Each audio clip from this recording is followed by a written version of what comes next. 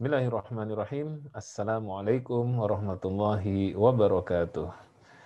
Alhamdulillahilladzi nahmaduhu wa nasta'inuhu wa nastaghfiruh wa na'udzu billahi min syururi anfusina wa min sayyiati a'malina may yahdihillahu fala mudhillalah wa may yudlilhu fala hadiyalah. Wassalatu wassalamu daimaini mutalazimain ala habibina wa qudwatina Muhammadin wa ala alihi wa sahbihi wa man saru ala nahjihi ila yaumiddin amma ba'd. Sahabat Asa TV yang dimuliakan Allah Subhanahu wa taala, alhamdulillah kita berjumpa kembali masih dalam acara I Love Monday. Di hari Senin ini mari kita bersama tambah semangat ya, tambah smart dan mudah-mudahan di awal pekan ini menjadi sesuatu yang lebih baik bagi kita, dan insya Allah dengan sesuatu yang lebih baik bagi kita, tentu kita akan lebih produktif dan kita akan lebih banyak manfaat bagi orang-orang lain di sekitar kita. Sahabat Asa TV yang disayangi Allah Subhanahu wa taala, dalam kesempatan ini kita akan melanjutkan kajian kita masih mengupas tentang maghrib ya, maisir, aniaya, gharar, haram, riba, ihtikar dan batil. Ini merupakan jenis-jenis transaksi yang diharamkan oleh syariah. Yang kalau kita bertransaksi dalam kehidupan kita sehari-hari, maka 7 transaksi ini harus kita hindarkan sejauh-jauhnya. Mengapa demikian? Karena sudah kita kupas dalam kesempatan-kesempatan yang lalu, bahwa antara muamalah dengan ibadah itu berbeda. Kalau ibadah, hukum asalnya adalah kita harus memperhatikan apa yang diperintahkan dan apa yang dicontohkan oleh baginda Nabi kita Nabi Muhammad Sallallahu Alaihi Wasallam. Maka kalau ibadah, perhatikan apa yang diperintahkan. Nah, kebalikannya kalau muamalah, ya itu semuanya boleh prinsipnya. Sehingga ya kalau dalam muamalah yang kita perhatikan hanya larangan-larangannya saja. Apa yang diharamkan itu yang kita hindari. Nah, larangan-larangan syariah itu kemarin kita kupas, ya ada 7 yang kita singkat dengan istilah maghrib, maisir, aniaya, gharar, haram, riba, ihtikar, dan batil. Ada 7, 5 sudah kita kupas. Maisir sudah, aniaya sudah, gharar sudah, haram sudah, riba juga sudah. Nah, sekarang insya Allah kita akan mengupas ihtikar dan juga batil. Mudah-mudahan ada manfaatnya buat kita sekalian. Bagi yang belum menyimak untuk materi yang sebelumnya tentang apa itu maisir, aniaya, gharar, haram, riba, ihtikar, dan batil, mungkin bisa klik link di bawah ini atau di atas ini ya, atau melihat di Asa TV, kemudian bisa mencari materi yang sebelumnya. Mudah-mudahan insya Allah bermanfaat bagi kita semuanya. Sahabat Asa TV yang dimuliakan Allah Subhanahu wa taala. Nah, sekarang kita masuk ke materi yang keenam ataupun ke pembahasan yang keenam dari transaksi-transaksi yang diharamkan oleh syariah, yaitu ihtikar. Apa itu ihtikar? Ihtikar itu secara umum dia diartikan penimbunan atau juga monopoli. Ya, kenapa disebut penimbunan dan monopoli? Karena ihtikar itu secara konsepnya adalah orang yang punya modal besar, dia punya kemampuan finansial yang baik, ya. Kemudian dia juga punya niatan untuk menghimpun kekayaan yang lebih besar dengan modal yang dimilikinya tersebut. Kemudian dia datang ke pasar dan dia mencari dia mencari komoditas apa yang di pasaran itu banyak diburu manusia, tetapi mungkin jumlahnya juga tidak terlalu banyak. Nah, dia buru itu semuanya, dia beli di pasaran. Misalnya, ya waktu dulu kita pernah sempat merasakan langkanya masker gitu. Ternyata langkanya masker itu ada distributor-distributor nakal yang dia punya uang banyak, punya uang yang besar, kemudian dia borong masker bahkan dari pabrik-pabriknya, ya suplainya dia stop, dia ambil, dan akhirnya apa? Masyarakat kesulitan mendapatkan masker. Masih kita ingat tentunya ya para sahabat Asa TV yang dimuliakan Allah, ketika awal pandemi dulu saya sendiri juga merasakan susahnya mencari masker luar biasa. Begitu dapat harganya mahalnya, ya Allah, tidak ketulungan. Hampir 10 kali lipat daripada harga aslinya. Gitu ya, harganya mahal sekali. Ya, tapi karena orang butuh akhirnya orang beli. Nah, monopoli itu adalah seperti itu. Jadi orang yang punya dana, dia memborong satu komoditas tertentu dari pasaran, sehingga di pasaran barang itu tidak ada. Nah, permintaan meningkat. Ya, permintaan, kalaupun tidak meningkat, permintaan ada, barang tidak ada. Hukum pasar supply demand itu ketika permintaannya ada, meningkat ataupun naik ke atas, sementara supply-nya tidak ada, maka harganya pasti akan naik. Nah, akhirnya harganya menjadi naik. Ketika harga naik, orang kesulitan, kemudian dia melepaskan barang yang dia jualnya itu sedikit demi sedikit dengan harga yang sangat tinggi karena orang butuh, otomatis harganya sangat tinggi. Nah, ketika dengan demikian maka dia akan mendapatkan keuntungan yang besar, keuntungan yang banyak, tetapi yang dirugikan oleh perbuatan dia tersebut itu juga sangat banyak di antara masyarakat. Nah, oleh karena itulah baginda Nabi kita Nabi Muhammad SAW itu bersabda, maaf, Nabi kita Nabi Muhammad SAW bersabda kepada kita dalam sebuah hadis, ya la yahtakir illa khati. Tidak ada yang melakukan ihtikar kecuali orang yang bersalah, berdosa. Sehingga ihtikar ini, sahabat Asa TV yang dimuliakan Allah Subhanahu wa taala, ini merupakan salah satu transaksi yang dosanya itu adalah besar. Kenapa demikian? Karena dia merugikan orang banyak. Karena dia merugikan masyarakat. Apalagi kalau barang yang ditimbun itu adalah barang yang sangat dibutuhkan oleh masyarakat. Ya, sembako misalnya. Ya, ketika orang kelaparan mencari beras misalnya, atau mencari minyak, atau mencari gula, atau mencari garam, ya, itu kemudian tidak ada di pasaran, maka kemudian ataupun kalau ada harganya tinggi naik, sementara kemampuan finansial masyarakat terbatas, akhirnya tidak terbeli. Sementara yang kaya-kaya dia menimbun dan menjual dengan harga yang tinggi dengan maksud memperoleh kekayaan ataupun keuntungan yang sangat besar. Jadi monopoli ini itu ibaratnya adalah seseorang yang mencari keuntungan di atas penderitaan orang lain. Maka wajar ketika Nabi Shallallahu Alaihi Wasallam itu bersabda kepada kita, la yahtakir illa khati. Tidak ada yang berbuat ihtikar kecuali orang yang bersalah atau orang yang berdosa. Bahkan dia merupakan orang yang dosanya dosa besar. Sahabat Asa TV yang dimuliakan Allah Subhanahu wa taala, ya tentu fenomena seperti ini sering kita jumpai ya di mana-mana. Ya, oleh karena itulah ya kita sebagai seorang muslim kita wajib memperhatikan apa yang diharamkan oleh Nabi Shallallahu alaihi wasallam. Perihal ya larangan-larangan dalam transaksi salah satunya ihtikar ini. Kalau kita hayati secara lebih mendalam sebenarnya ihtikar ini adalah antitesa ya. Pelarangan ihtikar ini adalah antitesa dari konsep ekonomi kapitalis. Kalau ekonomi kapitalis itu memungkinkan adanya seseorang yang memonopoli satu komoditas tertentu, ya mungkin dengan hak patennya dan lain sebagainya, tidak boleh ada yang membuat kecuali atas izin dia, lisensi dia, sehingga dia bisa memainkan harga sedemikian rupa. Ya mungkin kita lihat ya produk-produk dari negara-negara yang mungkin sistem ekonominya juga menganut kapitalis ya seperti Amerika dan lain sebagainya, maka kita akan dapatkan produk-produk yang dibuat di sana gitu kan. Apakah produk terkait dengan elektronik ya, dengan software, dengan macam-macam ya makanan atau minuman, semuanya dimonopoli dan semuanya dikuasai oleh satu company. Sehingga apa? Semua harganya bisa dimainkan. Semua harganya bisa diatur sehingga menimbulkan harga yang ya sesuai dengan keinginan sohibul malnya, keinginan investornya, keinginan pemodalnya.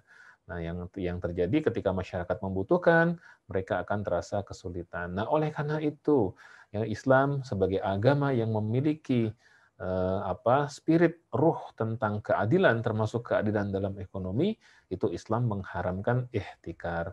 Mengapa demikian? Karena ihtikar itu merugikan masyarakat banyak. Nah, dengan adanya larangan seperti ini, tentu diharapkan bahwa tidak ada seorang yang mentang-mentang dia memiliki dana yang besar, lantas melakukan perbuatan memborong barang dagangan tertentu di pasaran sehingga dia langka di pasaran untuk kemudian dia jual merugikan masyarakat banyak. Karena kalau dengan demikian maka nanti banyak orang-orang yang dirugikan akibat perbuatan dan juga akibat apa yang dia lakukan dengan ihtikar tersebut. Sahabat Asa TV yang dimuliakan Allah Subhanahu wa taala, ini adalah yang keenam, transaksi yang diharamkan yang harus dijauhkan. Saya ulangi lagi, maisir yang pertama, yang kedua aniaya, yang ketiga gharar, yang keempat haram, yang kelima adalah riba, dan sekarang yang keenam ihtikar. Insya Allah kita akan kupas yang ketujuhnya, yaitu batil. Tentu akan kita kupas setelah yang satu ini. Jangan kemana-mana, insya Allah kita akan lanjutkan transaksi yang diharamkan oleh syariah yang ketujuh, yaitu batil. Apa dan bagaimana batil? Insya Allah akan kita kupas setelah yang satu ini. Saat hari Senin tiba, banyak orang yang merasakan malas dan tidak bersemangat menjalaninya. Tapi sekarang tidak boleh lagi terjadi. Tonton saja I Love Monday di Asa TV Indonesia. I Love Monday menghadirkan pembahasan mencerahkan dan aplikatif yang dikemas dalam I Love Myself, I Love My Job, I Love My Prophet, dan satu segmen spesial Solve with Love. I Love Monday setiap hari Senin jam 12.30 waktu Indonesia Barat di Asa TV Indonesia. Inspirasi keluarga Islami. Sahabat Asa TV yang disayangi Allah Subhanahu wa taala, alhamdulillah kita bertemu kembali setelah tadi jeda sebentar, ada yang lewat ya. Kita masih melanjutkan 7 transaksi yang diharamkan oleh syariah, dan sekarang kita masuk yang ketujuh yang terakhir, yaitu batil ya. Apa itu batil ya? Secara umum batil itu atau transaksi yang batil itu adalah semua transaksi yang diharamkan dan juga semua transaksi yang bertentangan dengan prinsip-prinsip syariah Islam. Bahkan ya di antara bentuk batil itu di antaranya adalah ada unsur mengambil hak orang lain ya, seperti merampas ya, kemudian juga menzolimi, kemudian juga menipu ya, kemudian juga kalau dalam transaksi itu ada konsep memalsukan ya, mengurangi takaran dan timbangan, tidak sesuai antara yang brosurnya dengan kenyataannya. Nah, apalagi dalam konteks jual beli online, nah itu sering sekali ya. Kadang-kadang ada orang yang melihat gambarnya, oh indahnya gambarnya, bagusnya luar biasa. Begitu kemudian dia beli, dia terima paket datang di rumah, ketika dia buka, waduh, kadang-kadang tidak sesuai antara harapan dengan kenyataan. Nah, itu juga bisa masuk kategori batil. Nah, batil juga luas, termasuk diantaranya adalah kategori pencurian, ya, kemudian juga korupsi, ya, atau dalam bentuk yang lain juga dalam transaksi itu bisa seperti jual beli di black market, ya, dan lain sebagainya. Nah, transaksi batil ini adalah transaksi yang diharamkan oleh syariah. Dalam Al-Quran Allah berfirman kepada kita, A'udzubillahi minasyaitonirrajim, Bismillahirrahmanirrahim, wala ta'kulu amwalakum bainakum bil batil. Dan janganlah sebahagian kamu memakan harta sebahagian yang lain ya dengan cara yang batil ya, dengan cara yang bertentangan dengan syariat, dengan hukum Allah Subhanahu wa taala, menzolimi orang lain, merugikan orang lain demi kepentingan diri sendiri. Bahkan kadang-kadang wa tudlu biha ilal hukam ya. Dan janganlah juga kamu membawa urusan harta itu kepada hakim. Ya litakulu fariqam min amwalin nasi bil itsmi, supaya kamu dapat memakan sebahagian harta benda orang lain itu bil itsmi, dengan jalan yang berbuat dosa, wa antum ta'lamun, sedangkan kamu itu mengetahui. Jadi Allah Subhanahu wa taala melarang kita di sini untuk melakukan transaksi yang batil. Karena orang yang batil biasanya itu culas dalam transaksi ya, licik ya, atau kadang-kadang kita sering ada dikenal dengan istilah ada mafianya gitu. Nah, itu mafia yang menguasai satu perdagangan tertentu untuk kepentingan kelompok tertentu dengan menzolimi banyak orang, itu namanya batil. Bahkan kadang-kadang ketika masuk ke pengadilan pun ya, dia bisa bermain di pengadilan. Tentu ya mungkin pengadilan yang bisa diatur ya. Dia main di pengadilan ya dengan dia mungkin dia sogok hakimnya dan lain sebagainya. Tujuannya apa? Supaya dia bisa legal memakan harta orang lain dengan cara yang dosa, padahal dia tahu bahwa itu adalah salah.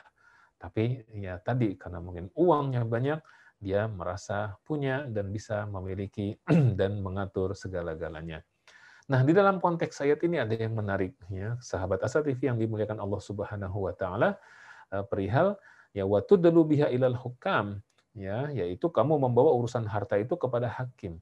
Jadi ya, Ini ada kisah yang luar biasa. Ini bagaimana sebuah syariah dalam Islam itu dicontohkan oleh salafun soleh, bagaimana bertransaksi yang adil dan jujur. Nabi kita Nabi Muhammad SAW pernah bercerita dalam sebuah hadisnya sahih riwayat Imam Bukhari, ya.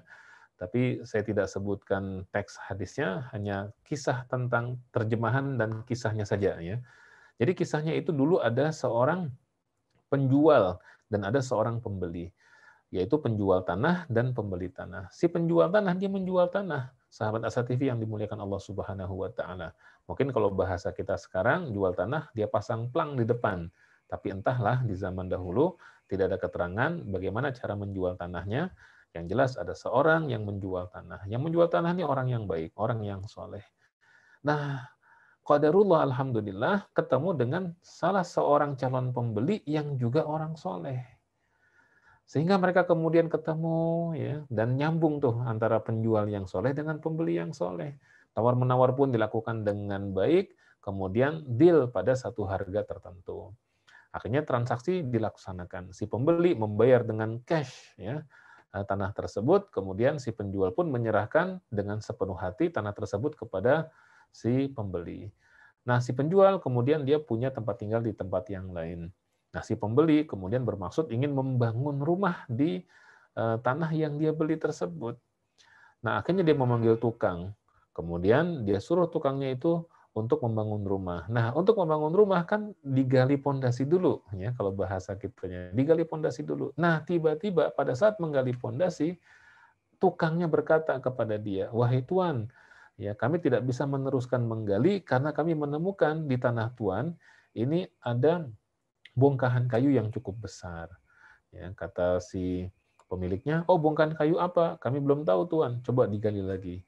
Nah, ketika digali lagi dengan seksama, ternyata sahabat Asa TV yang dimuliakan Allah Subhanahu wa taala, bongkahan kayu itu ternyata bukan kayu.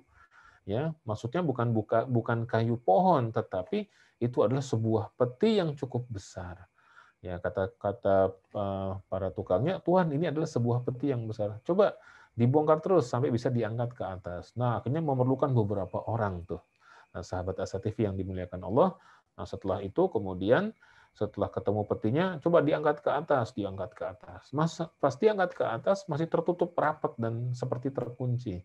Ya, kata si pemiliknya, "Coba dibuka saja." Akhirnya dibukalah itu, bismillahirrahmanirrahim. Ternyata sahabat Asa TV yang dimuliakan Allah, ketika dibuka itu peti, isinya adalah Masya Allah. Isinya adalah permata, emas, ya, intan, apa namanya, berlian. Jadi perhiasan yang luar biasa, ya. Ya mungkin lebih banyak emasnya di zaman dahulu. Yang jelas digambarkan bahwa ini emas dan nilainya daripada peti yang besar ini, ya, dengan isi emas segala macam itu, ini mungkin bisa berpuluh-puluh kali lipat atau bahkan mungkin beratus-ratus kali lipat dibandingkan dengan harga tanahnya itu sendiri. Ya, terkejutlah si pembeli ini, Masya Allah, ini pasti punya orang yang dulu menjual tanah ini kepada saya, kata pembeli begitu. Makanya kemudian dia katakan kepada tukangnya, "Wahai tukang, tutup lagi petinya, tolong antar saya ke tempat dulu si penjual tanah ini, si pemilik tanah ini." Ini zaman dulu, Masya Allah, ya. Si penjualnya jujur, pembelinya jujur, tukangnya juga jujur. Akhirnya setelah ditutup kembali, dibawalah ke sana, ke tempat si penjual yang pertama, yang pemilik tanah pertama itu. Diketuk pintunya, diucapkan salam, "Assalamualaikum." Dijawablah, "Waalaikumsalam warahmatullahi wabarakatuh." "Ada apa?" kata si pemilik tanah yang pertama. "Ini saya mau membicarakan masalah urusan jual beli tanah kita." Kata yang penjual pertama dulu, "Loh, bukannya udah selesai? Tanah sudah saya serahkan kepada Anda juga sudah bayar lunas, terus apa lagi?" "Nah, itu dia masalahnya. Tuan, saya ingin mengembalikan barang Tuan yang tertinggal di tanah saya itu sekarang." "Barang apa?" "Peti ini." Ya, ya, coba lihat terlebih dahulu. Mungkin Tuan lupa punya peti seperti itu yang tertanam di dalam tanah milik Tuan. Akhirnya dilihat, putar kanan, putar kiri sebelum dibuka. Apa kata si pemilik tanah yang pertama? "Maaf Tuan, saya tidak pernah memiliki barang seperti ini yang saya simpan di tanah yang Anda beli itu. Jadi ini bukan milik saya, silakan Anda bawa saja, itu juga milik Anda." Kemudian kata si pembeli, tunggu dulu Tuan, Tuan belum ngelihat apa isinya. Ya, coba kita buka dulu isinya apa. Siapa tahu Tuan baru ingat ketika isinya dibuka. Akhirnya dia suruh tukangnya membuka. Pas dibuka, terkejutlah itu si penjual itu. Yang ngelihat, Masya Allah, ada emas yang jumlahnya sangat banyak, belum perhiasan-perhiasan yang lain, ada permata dan lain sebagainya. Terbelalaklah matanya. Tetapi ternyata itulah luar biasanya para salafun saleh. Ya, dengan banyaknya emas seperti itu, tidak kemudian matanya berubah, tidak kemudian orientasinya berubah, tidak kemudian niatan dalam hatinya itu berubah. Dan dia katakan, demi Allah, saya tidak pernah punya harta simpanan sebanyak ini. Ya, apalagi dengan jumlah yang sedemikian besarnya, dan ada banyak permata perhiasan yang indah-indah. Kalau saya punya, pasti saya mengingatnya. Tapi demi Allah, saya tidak mengingatnya. Sehingga karena tanah itu milik engkau, kata si penjual kepada si pembeli, wahai pembeli, karena tanah itu sekarang milik engkau, maka apa yang ada di dalam tanah itu juga milik engkau semuanya. Nah, apa kata si pembeli itu?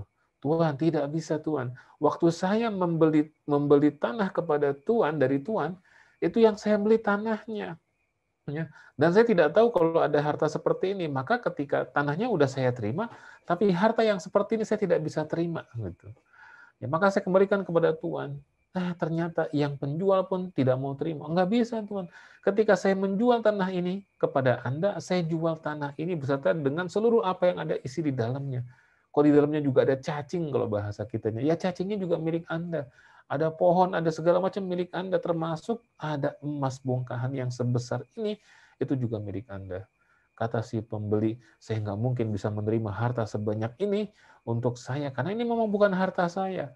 Masya Allah, ini tektok nih, bukan tiktok nih jamaah sekalian. Ya, jadi tektok nih, kedua-duanya sama-sama tidak mau nerima. Akhirnya mereka berdua sepakat, kalau gitu yuk kita pergi ke hakim. Nah, ini inline dengan ayat ini nih, ada hakimnya.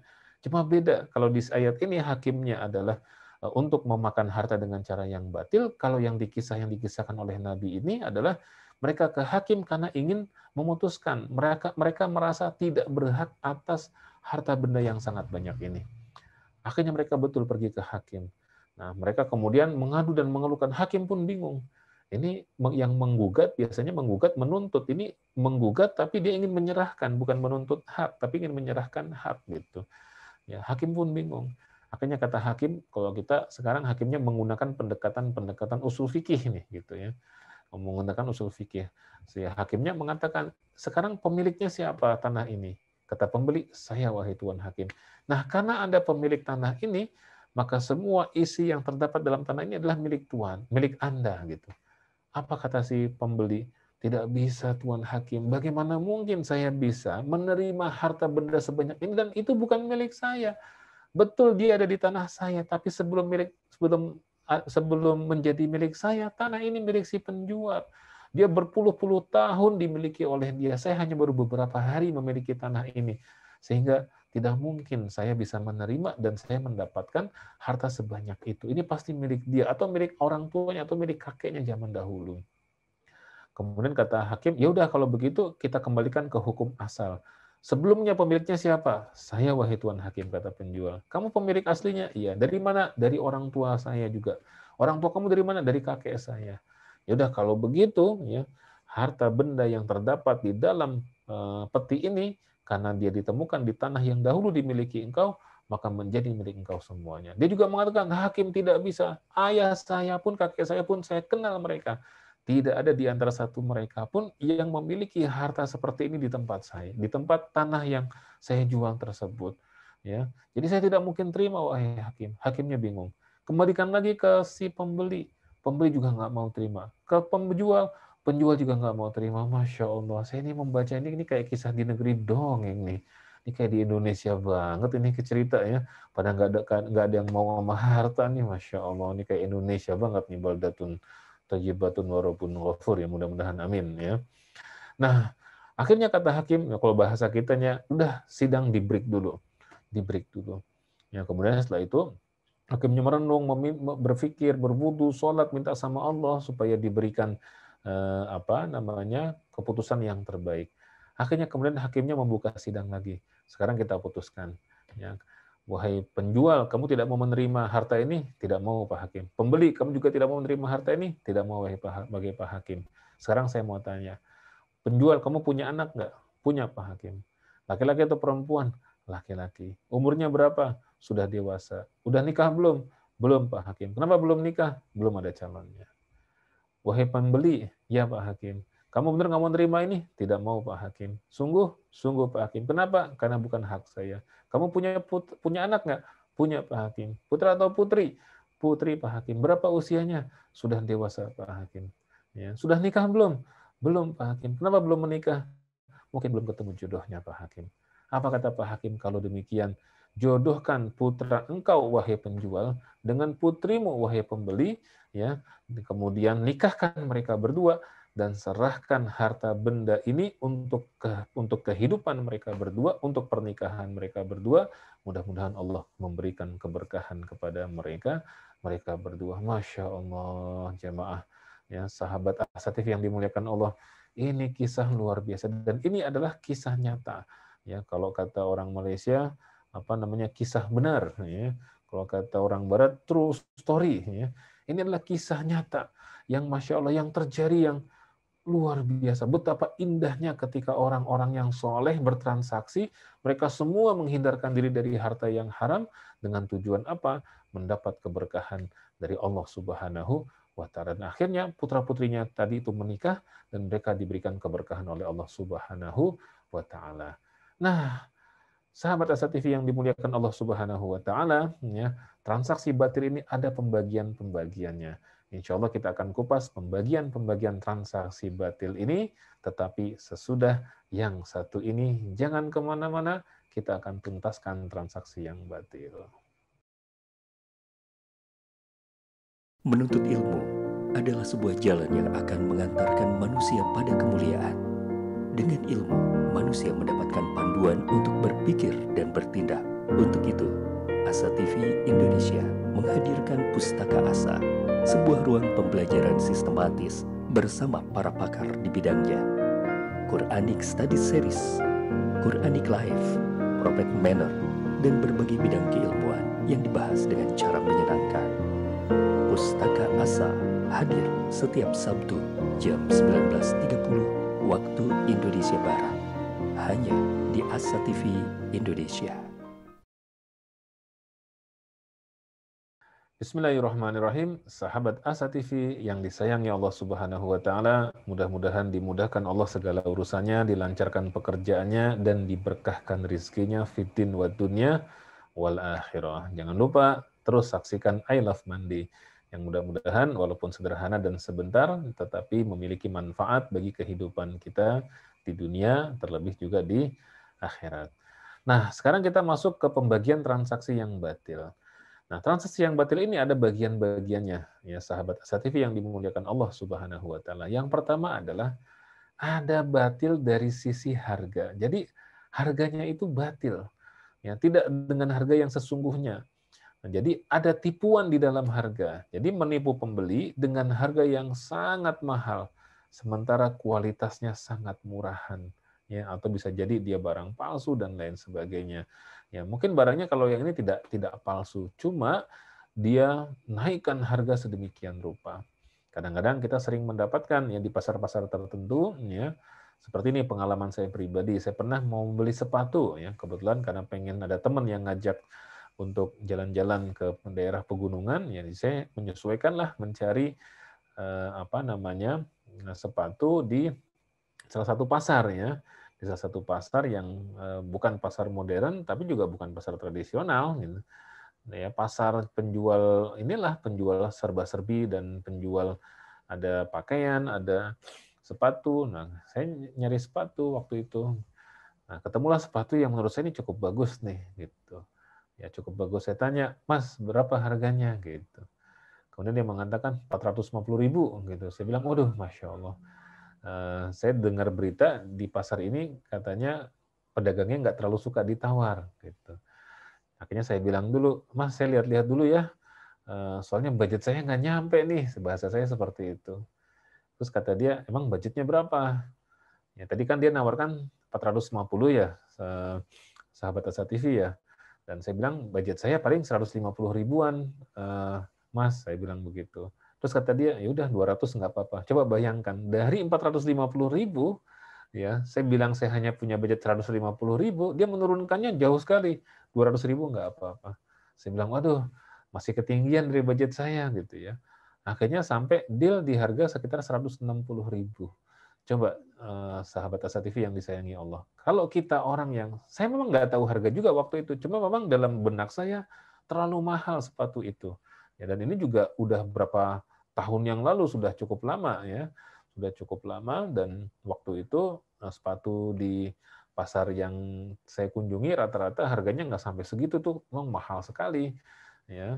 Dan akhirnya saya tadi aja cara negosiasinya dengan cara ya budget saya tidak bilang saya nggak punya uang ya, tapi saya hanya bilang budget saya, memang budget saya ingin membeli sepatu yang tidak terlalu mahal gitu ya, yang kira-kira 150 sampai 200 ribu.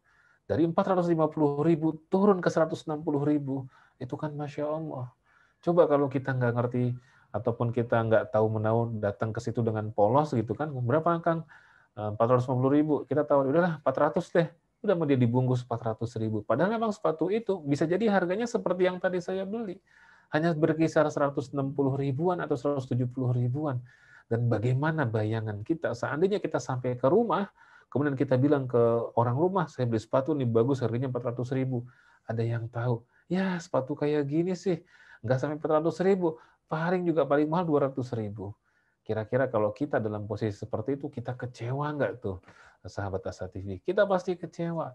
Kita merasa dizolimi, ya, dan kita merasa ditipu, kita merasa dibohongi lah gitu. Dan kita pasti akan kecewa, akan marah, dan kita mungkin bisa jadi kita akan mendoakan keburukan kepada yang menjual tersebut. Iya kan, seperti itu kan ya. Nah, oleh karena itu, sahabat Asa TV yang dimuliakan Allah Subhanahu wa taala, ini adalah batil dari sisi harga. Ya, ketika orang menawarkan sesuatu dengan harga yang sangat tinggi, ya, sehingga merugikan pihak yang lain.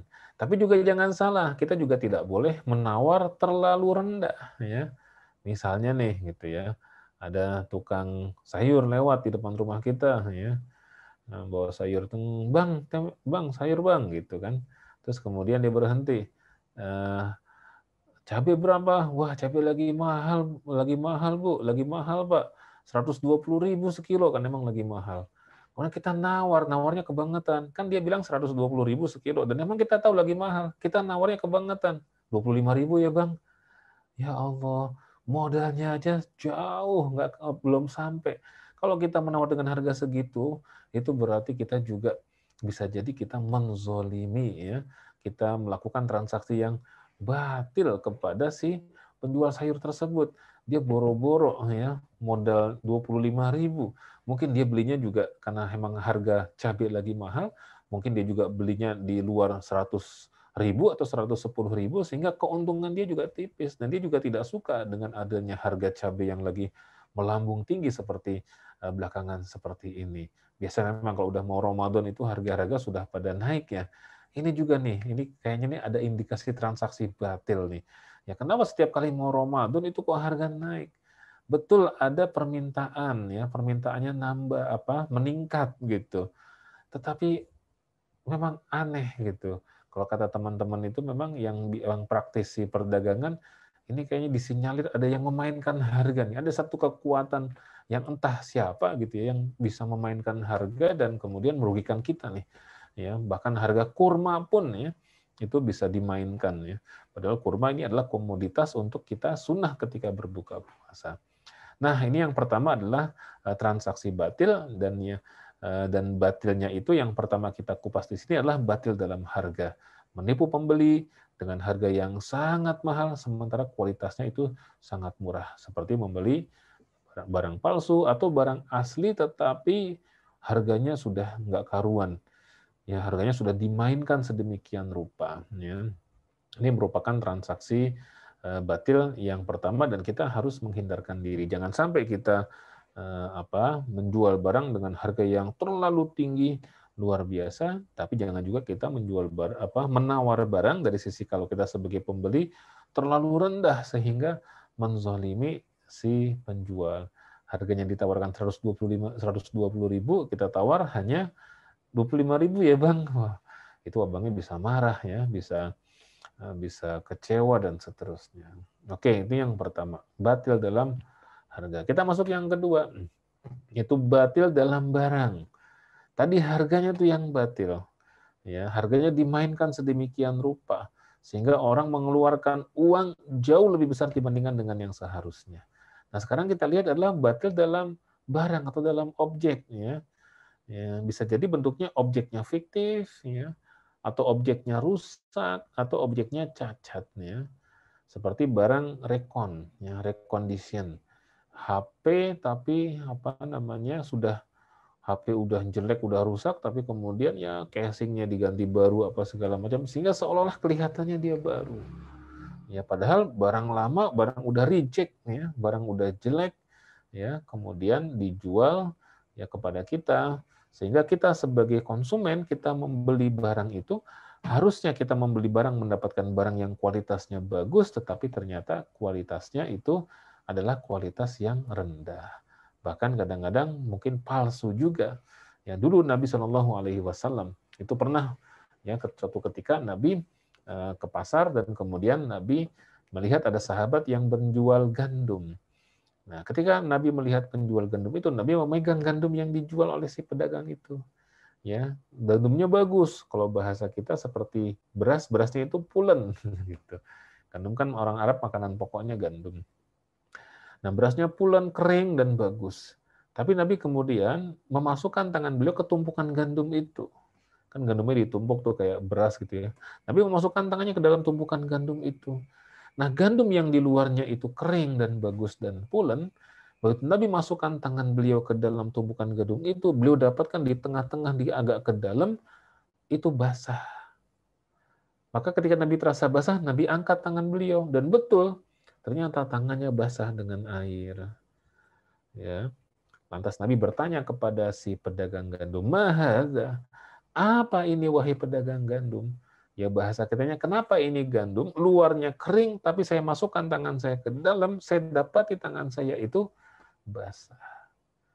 Apa kata si pedagang gandum? Ya, "Wahai Tuan, ya, wahai Tuan maaf ya, wahai Rasulullah Shallallahu Alaihi Wasallam, sesungguhnya kemarin aku menjemur gandum, tetapi kemudian tiba-tiba hujan turun, aku tidak bisa menyelamatkan seluruh gandum yang sedang saya jemur tersebut, sehingga sebagiannya ada yang terkena air hujan ya.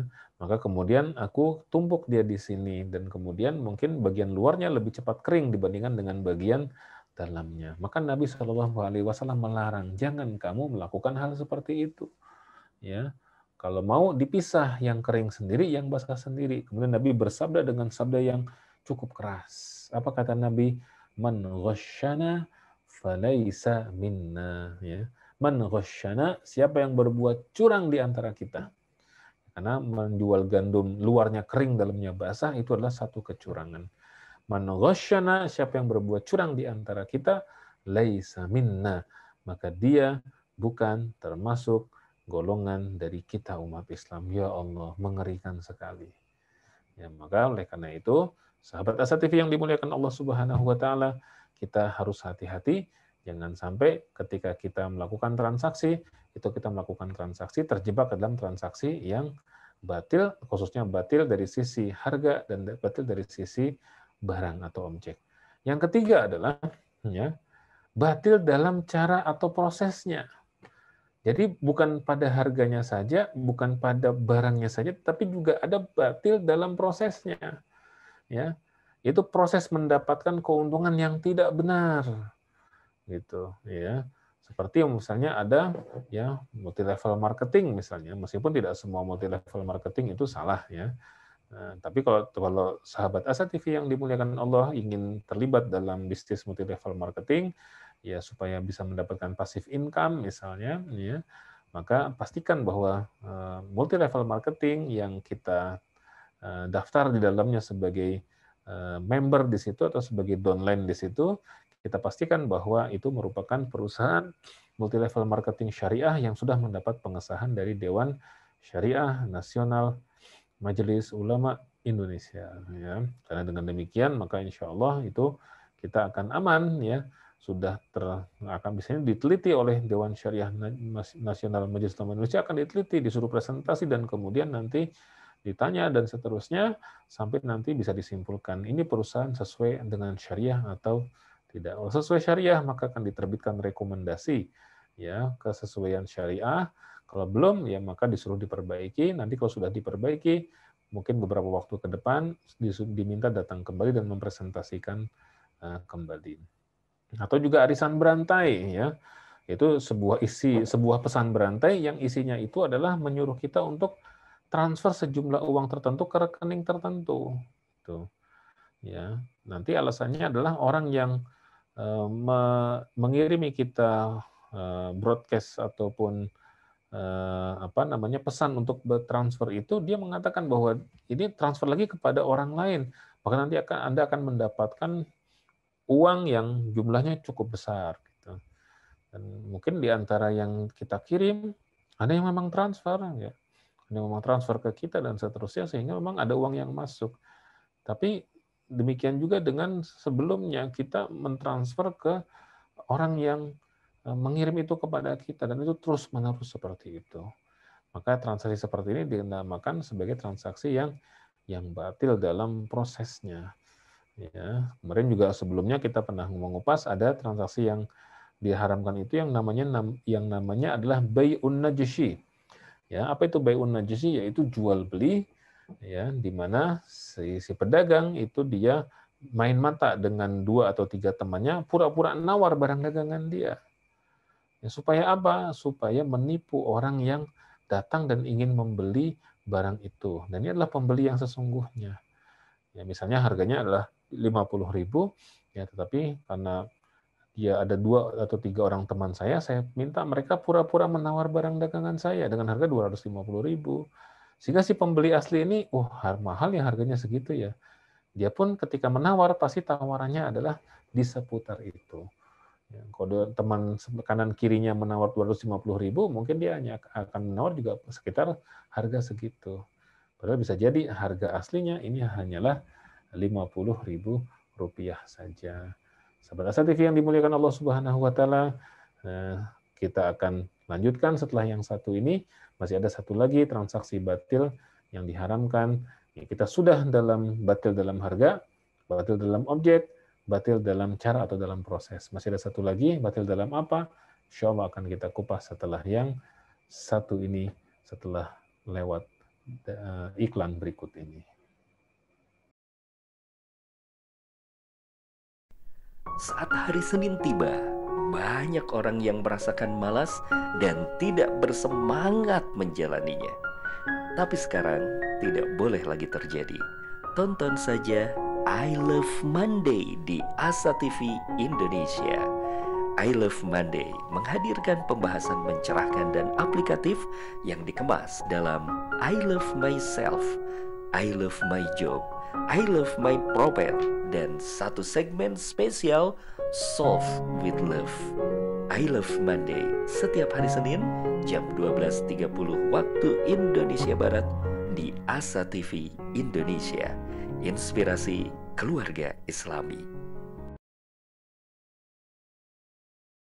Bismillahirrahmanirrahim. Sahabat Asa TV yang dimuliakan Allah Subhanahu wa taala, saya doakan kembali mudah-mudahan sehat walafiat. Ya, kalaupun ada yang sakit, mudah-mudahan disembuhkan penyakitnya oleh Allah Subhanahu wa taala. Kalau ada yang sedang kesulitan, mudah-mudahan diberikan jalan-jalan keluar dari seluruh kesulitan yang sedang dihadapinya. Dan kalau ada yang sedang terhimpit masalah rizki, mudah-mudahan Allah lapangkan dan Allah berkahkan rizkinya, ya. Nah, kita masih dalam I Love Monday, masih mengkaji transaksi-transaksi yang diharamkan oleh syariah, dan kita masuk ke transaksi yang terakhir, yaitu batil, dan kita sudah mengupas 3 jenis transaksi batil. Ada batil dalam harga, ya, al-batil fi tsaman, ada batil dalam objeknya, yaitu batil fil musman, ya. Kemudian yang ketiga adalah batil dalam cara atau dalam prosesnya, ya, fil wasilahnya. Ya, dan yang keempat yang kita kupas sekarang adalah batil karena bisa menimbulkan mudorot, ya. Nah, apa yang dimaksud dengan batil karena bisa menimbulkan mudorot? Yaitu melakukan transaksi atau jual beli yang di dalamnya atau objek yang ditransaksikan itu sangat-sangat mungkin menimbulkan mudorot. Seperti jual beli barang yang membahayakan, ya. Jual beli bahan-bahan kimia yang digunakan untuk meledakkan sesuatu yang yang besar gitu, ya. Atau jual beli, nah nih udah menjelang Ramadan biasanya nih mulai banyak yang jual beli petasan gitu ya. Walaupun memang belum tentu semua jenis petasan itu kemudian batil ya, belum tentu juga. Yang petasan-petasan mungkin kembang api yang tidak membawa mudorot ya, ya mungkin sebagian membolehkan. Tapi petasan-petasan tertentu yang daya ledaknya itu tinggi, sering mengagetkan orang, bahkan berpotensi dan sering ya menimbulkan kebakaran. Bahkan ada juga yang kemudian tempat untuk menyimpannya itu meledak ya. Masya Allah, karena itu apa namanya petasan ya, itu mudah terpentik dengan api, mungkin ada yang nguang puntung rokok atau mungkin apa panas dan lain sebagainya sehingga terbakar dan kemudian meledak dan menimbulkan korban yang cukup cukup banyak. Nah, segala macam bentuk barang ya yang dia menimbulkan mudorot ya, maka itu haram untuk ditransaksikan, haram untuk diperjualbelikan ya. Seperti tadi senjata, apalagi jual beli senjata di tengah-tengah orang yang konflik ya. Itu ada larangannya. Apa namanya? Larangan untuk memperjualbelikan senjata di area konflik. Kenapa? Jadi misalnya nih gitu ya. Ada dua kampung yang mereka dua kampung ini saling berseberangan dibatasin oleh satu jalan raya ya. Dibatasi oleh jalan raya. Nah, kampung ini dari dulu sering berantem, sering tawuran. Pada saat lagi musim tawuran, kita jualan golok, jualan pisau, jualan panah di daerah itu. Padahal mereka lagi konflik, mereka lagi berantem, mereka lagi bertengkar. Ini artinya sama dengan kita menghembus-hembuskan, meniup-niup api yang bara yang sedang menyala. Ya, semakin membesarlah dia. Mungkin barang dagangan kita laku, iya. Barang dagangan kita laris, betul. Barang dagangan kita kemudian habis terjual, leres gitu. Tetapi dengan kita melakukan transaksi jual beli di situ, sahabat Asa TV yang dimuliakan Allah, itu berarti kita turut menghembuskan permusuhan di antara mereka. Ya, kita mungkin dapat duit, tapi duit kita tidak halal, ya. Duit kita tidak berkah. Duit kita itu kita menjual sesuatu ya dengan dasar apa? Dengan dasar kita mengadu domba antara sesama saudara kita umat Islam, dan itu dilarang oleh Nabi Shallallahu Alaihi Wasallam.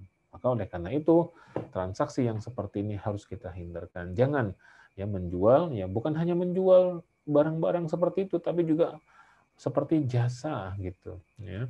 Kan kadang-kadang juga ada tuh yang apa namanya jualan apa yang rokok tanpa api itu vape atau apa gitu ya namanya ya, dan akhirnya digandrungin oleh anak-anak SMP SMA kita gitu, bahkan SD pun akhirnya menggunakan itu, dan itu kan menimbulkan mudorot juga. Melatih minimal itu bisa membiasakan anak-anak itu untuk kemudian dekat dengan rokok dan lain sebagainya. Kalau sudah dekat dengan rokok itu biasanya nanti ujung-ujungnya adalah menjadi pintu masuk ya, mengenal narkoba, naudzubillah, mengenal minuman keras. Nah, ini juga nih ya, termasuk transaksi batil itu adalah memperjualbelikan minuman keras. Ya, karena itu menimbulkan mudorot ya. Ya, penegak hukum saja ketika dia sedang mabuk gitu, dia bisa menembak ya 2 orang, 3 orang ya, dan sampai meninggal dunia.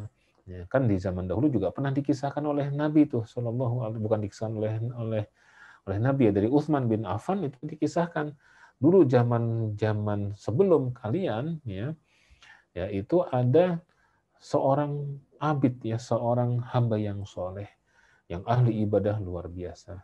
Nah, kemudian dia didatangi oleh seorang wanita. Kata wanita itu, wahai tuan, wahai ustadz, kalau bahasa kita sekarang, sungguh majikan saya, ya, yaitu ada seorang wanita yang cantik jelita, yang harta bendanya banyak, ya, dan dia dikenal sebagai wanita penggoda karena memang cantik luar biasa.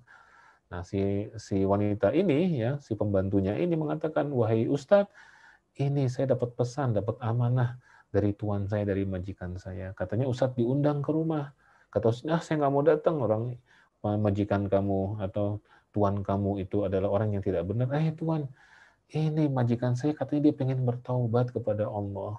Makanya dia butuh orang yang mau ngebimbing, kira-kira begitu. Nah, mendengar hal seperti itu, oh ya, benar, benar Tuan. Akhirnya siaplah si Ustadz ini. Kemudian mengikuti si pembantu tadi untuk menuju ke rumah tuannya, ke rumah majikannya. Pas sampai masuk ke dalam rumahnya, kemudian pintu masuknya langsung dikunci sama pembantunya. Masuk ke dalam ruang tengah, dikunci lagi. Sampai kemudian, di mana tuan kamu? Ada di dalam kamar, Tuan. Saya nggak mau di dalam kamar. Ya, nggak apa-apa, Tuan. Dia kan mau bertobat. Mungkin dia lebih ini supaya bisa ibadah dan seterusnya. Dibawa lagi ke ruangan kamarnya, kemudian dikunci lagi sama si pembantunya ini. Nah, kemudian tibalah si Ustadz ini, ya, si orang alim ini di hadapan sang wanita tadi yang sedang berbaring di tempat tidurnya dengan posisi menggoda, ya, dengan pakaian yang menggoda, dan di situ ada satu botol minuman keras dengan gelas, kemudian ada dirinya dan ada seorang bayi, seorang anak kecil yang mungkin ya masih bayi lah, belum setahun. Ya. Apa kata si wanita penggoda ini? Nah, sekarang kamu masuk perangkap saya. Ya. Saya tidak ingin berniat untuk bertaubat, tapi saya ingin menggoda kamu. Dan saya tidak akan membebaskan kamu dari tempat ini, dan saya bisa teriak, dan orang pasti akan percaya kepada saya, bahwa kamu ingin memperdayai saya, dan lain sebagainya. Kamu akan saya lepaskan kalau kamu mau melakukan satu dari 3 hal ini. Yang pertama adalah berzina dengan saya, kata si wanita itu. Yang kedua, membunuh bayi ini. Atau yang ketiga, minum minuman keras. Ya, kalau kamu tidak mau, maka saya akan berteriak dan orang pasti akan menangkap kamu. Itu pembantu saya sudah siap, ya, untuk bersaksi.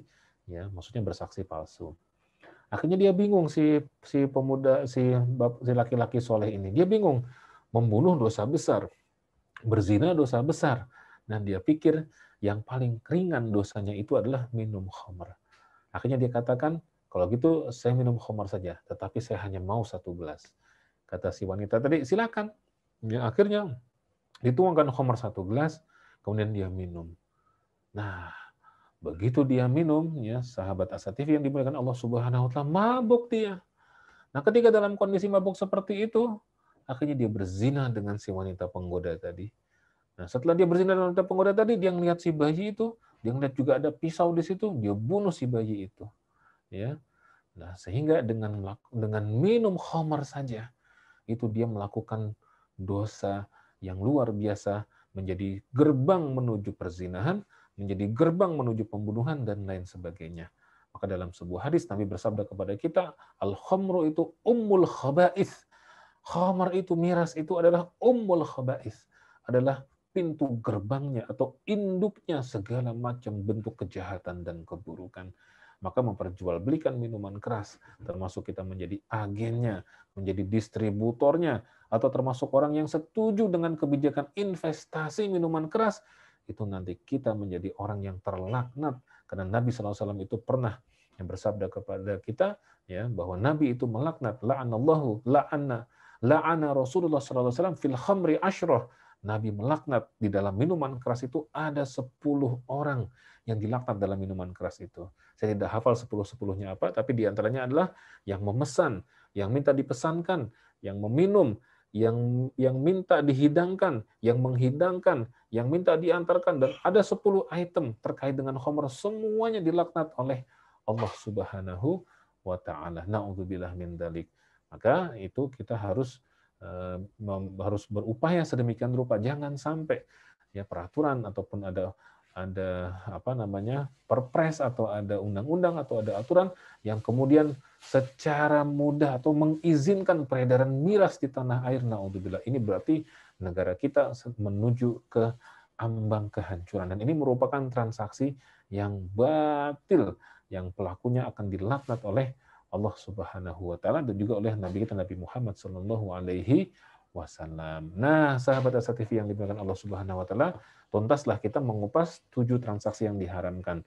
Yaitu kita ulas lagi sedikit ya sebagai konklusinya, sebagai pengingatnya. Yang pertama adalah transaksi maisir, yaitu transaksi yang di dalamnya ada unsur judi atau untung-untungan di dalamnya. Ya, yang kedua adalah transaksi aniaya, yaitu segala jenis transaksi yang dilakukan secara aniaya, seperti paksaan, penipuan dalam kualitas dan kuantitas, dan juga seterusnya. Yang ketiga adalah G, gharar, yaitu segala jenis transaksi yang mengandung unsur gharar, unsur ketidakjelasan. Ya. Kemudian yang keempat adalah transaksi yang haram, yaitu segala jenis transaksi yang mentransaksikan objek yang haram, baik haram dimakan, haram diminum, haram dimanfaatkan atau bersumber dari yang haram. Kemudian yang kelima adalah riba, yaitu segala jenis transaksi atau tambahan dalam setiap transaksi dengan cara yang batil. Dan kita kemarin sudah mengupas macam-macam riba dan juga di mana saja transaksi yang mengandung riba.